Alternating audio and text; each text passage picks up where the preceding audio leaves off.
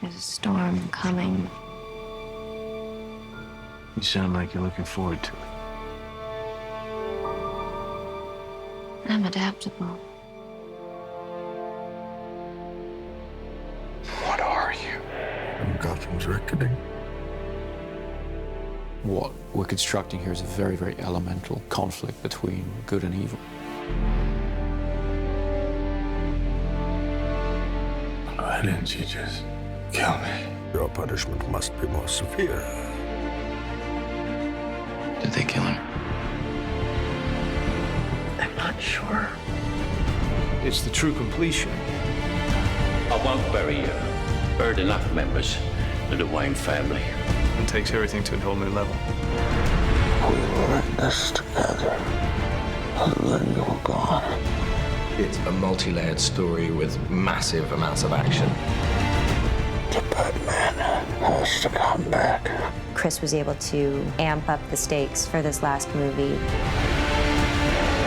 and really take it to places that I don't think anyone's expecting. What if he doesn't exist anymore? He must.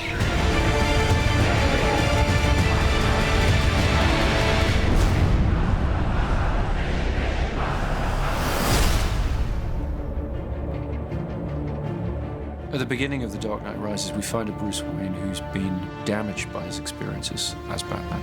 You are as precious to me as you were to your own mother and father. I swore to them that I would protect you, and I haven't. How much longer can he allow this pain to control what he does with his life? Alfred feels that it's his duty to help him find a way to put it behind him. You're not Batman anymore. It's about 8 years that Batman has been missing. And we've gotten to see what Gotham has become. Everything seems fine on the surface, but it's all built on this lie. I am the main sort of facilitator of that. It's a secret, I think, that's eaten away at him. So The Dark Knight Rises is about how that affects Gotham and how things begin to get worse once again. And now it's Bruce having to deal with a new threat to the city and to himself. The choice has to be made. Is Batman going to return? It's the true test of a hero. Confronted with their darkest fears, being taken all the way to the edge. How do they come back? Do you think he's coming back? I don't know. In The Dark Knight Rises, we have an incredible ensemble that we've put together. I remember seeing Christian in the makeup chair. There was a 3-year-old in me that was like, that's Batman. It never stops giving me goosebumps. Standing in the suit, where you walk down the steps and everyone just stops. I really wanted to see Batman meet his match. There's a new kid in town. This is the first time that Batman has come across anybody who is superior physically. Mr. Wayne. Bane's not ready to be reasoned with. When Gotham is ashes, you have my permission to die. Some people want to watch the world burn, or Bane's come to pull the pin on the grenade. Tom Hardy is an extraordinary actor. What Tom is able to do just with his expressions and his eyes, it's terrifying. Through the course of The Dark Knight Rises, we'll uncover more about what drives Bane, where he comes from, what he wants. Let the games begin. And none of it's good news. We've made some mistakes. It's Kyle. Girls gotta eat. Selina Kyle has her own code of ethics, which sometimes involves doing things that other people might consider questionable. We have to have a way of grounding the character, realizing that the Catwoman could just be this con woman, this grifter, this classic movie femme fatale, really. Some brazen costume for a cat burglar. Yeah? Who are you pretending to be? I think Anne understood right from the first that she was going to have to do almost everything in the film herself. She has to be that character. She took it on in the most extraordinary way. The most important thing is to fit into Chris's Gotham City. My Catwoman has to be Chris Nolan's Catwoman. Don't be shy. When you cleaned up the streets, you cleaned them good. Pretty soon we'll be chasing down overdue library books. My character, John Blake, is a proud police officer. And in the midst of, I think, a lot of cynicism, he remains really idealistic and someone who really believes in what he does. We have a new character played by Marion Cotillard, Miranda Tate, a member of the Wayne Enterprises board, and she's trying to pull him out of his shell and get him back into the world. Don't worry, Master Wayne. Takes a little time to get back in the swing of things. Alfred, as played by Michael Caine, has always been the emotional heart of these movies. You know what Alfred is? He is us in this incredible world. He's not tough like all the others. These conversations used to end with an unusual request. I'm retired. I would say Lucius is the brains. Yes, Mr. Wayne, it does come in black. But he also has grown to have a great fondness for Bruce. Lucius and Alfred.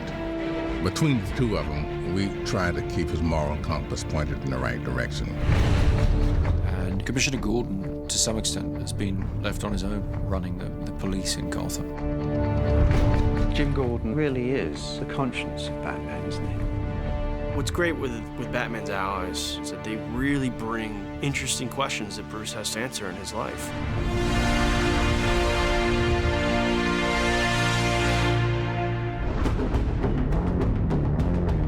Chris has always had such a strong sense of spectacle, with this good human story to it as well. He turns those big action movies into something very intimate and emotional. You feel very close to all those people.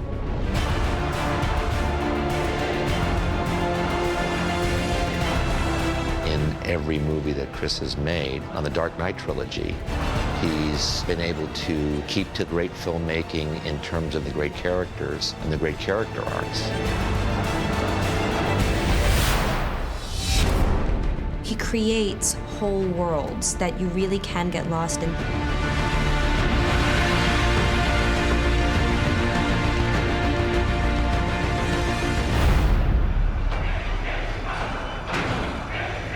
What does that mean? Rise. The Dark Knight Rises is certainly the biggest film that I've undertaken, by far.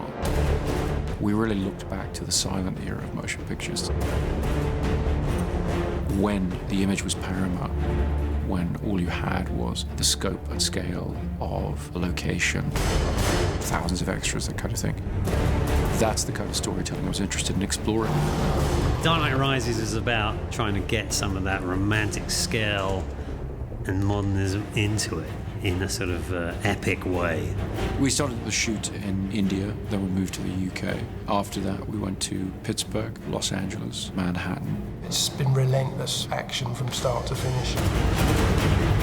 We've expanded into the largest of genres, the war movie, the disaster film.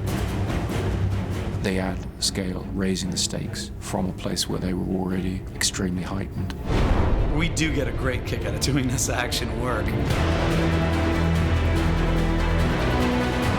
To be in Inverness, Scotland, flying with a fuselage in an aircraft and 4 stuntmen hanging off an airplane. With Chris Nolan, as much as we can physically do inside of that lens is where he would like to go. We had them on the outside of the aircraft, shooting through the windows, and it was a big thing to come together. It has this wow factor. We're back at Carlington, which is this large hangar. You okay? Yep. A lot of the film takes place underground. So we've built a Gotham sewer system and we're pumping an enormous amount of water around it. We wanted to fulfill the promise of Batman Begins, which is that Wayne Manor will be rebuilt exactly as it was, but that the Batcave will be expanded and brought forward technologically. My mother warned me about getting into cars with strange men. This isn't a car. One of the biggest creations was the new flying vehicle, the Bat. It's a big insect. It's nearly 30 foot long and 17 foot wide. It needs to travel very fast up roads. It needs to climb up over buildings. Chris Corbould and Chris's designs are just phenomenal. It's a wonderful new gadget. We have a big stadium that we have to blow up. The Pittsburgh Steelers have kindly allowed us their stadium. We had almost 11,000 people turn up for one day's shooting to play fans of the Gotham Rogues. The biggest challenge is just the sheer scale of the operation that's going on. You know, we've got thousands of people in the stands, we've got multiple cameras, IMAX cameras. This is probably going to be one of the biggest, most demanding visual effects sequences in the film.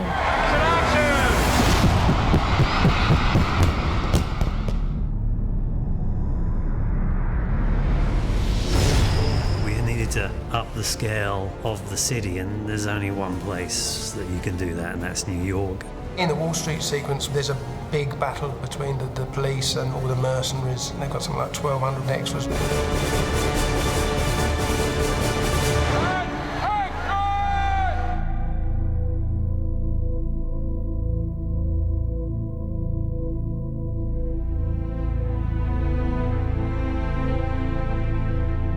Chris really did want to shoot everything as real as possible, so there's no visual effects enhancing the amount of people that are in that scene. This was 8 months of preparation has gone into what you see here, working with the city, with the departments in order to control this set. Seeing that many bodies in the middle of Wall Street fighting each other, even if it was controlled chaos, it's still kind of like, wow.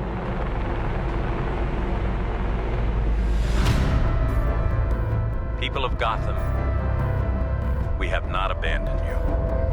What does that mean?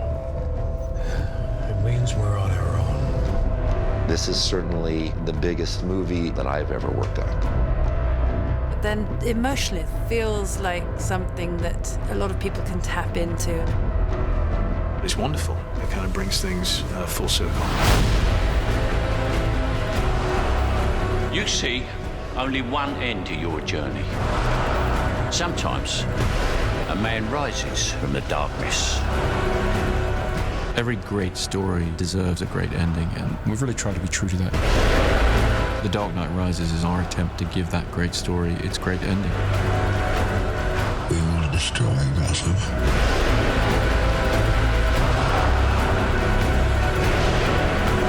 What now? War. You don't owe these people anymore. You've given them everything.